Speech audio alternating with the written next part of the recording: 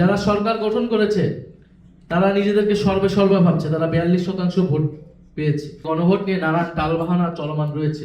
সংসদে কথা বলে যাচ্ছি, সংসদে যদি সুরাহা না হয় আমরা রাজপথের জন্য প্রস্তুতি নিচ্ছি। অবশ্যই আমরা গণভোটের যে রায়, সেই রায় আমরা বাস্তবায়ন করেই ছাড়ব। কারণ বাংলাদেশকে আমরা আর পিছনের দিকে যেতে দিব না। সব দেশে সম্ভব না হলেও সোশ্যাল মিডিয়ার মাধ্যমে আপনারা প্রচার করতে পারবেন। যে সকল দেশে সম্ভব আছে সেই সকল দেশে আপনারা এই ফ্যাসিস্টদের বিরুদ্ধে প্রচারণা, বৈশ্বিক জনমতটা আপনাদেরকে জারি রাখতে হবে।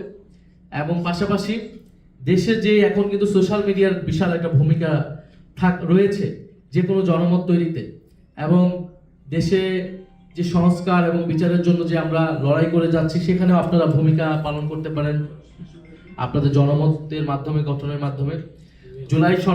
জুলাই সংস্কার সনদ অনুযায়ী যে আপনারা জানেন গণভোট হয়েছে, সেই গণভোট নিয়ে নানান টালবাহানা চলমান রয়েছে।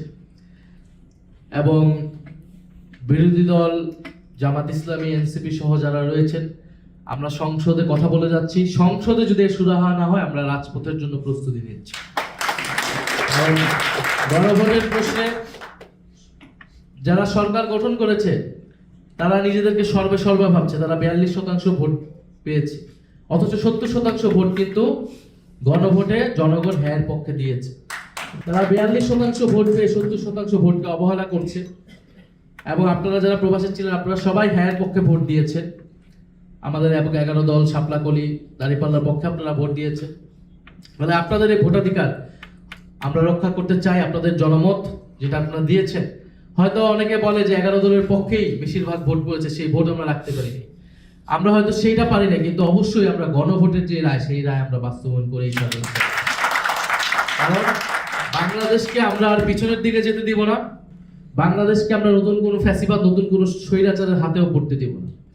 বাংলাদেশ নতুন বাংলাদেশের পথে যাবে, গণতন্ত্র এবং বৈষম্যহীন, দুর্নীতিবিহীন বাংলাদেশের পথে যাবে। সেই বাংলাদেশের অংশীদার হব, যেখানে আমরা আত্মমর্যাদাশীল রাষ্ট্র হিসেবে পৃথিবীর বুকে আবির্ভূত হব। আমাদের সার্বভৌমত্ব আমরা কোনো দেশের কাছে বিক্রি হতে দেব না। আমরা কোনো দেশের কাছে দাসত্ব করব না। আমরা পৃথিবীর যেখানেই থাকি বাংলাদেশী পরিচয় হিসেবে যাতে আমরা গর্বিত হতে পারি, এরকম একটা দেশ আমরা গঠন করতে চাই। দেশের অর্থনীতিকে আমরা চাঙ্গা করতে চাই। দেশের শিক্ষা ব্যবস্থা এবং স্বাস্থ্য ব্যবস্থাকে আমরা নতুন করে গড়তে চাই। সেই জায়গায় আপনাদের সহযোগিতাটা প্রয়োজন। সবচেয়ে বড় বিষয় হচ্ছে দেশ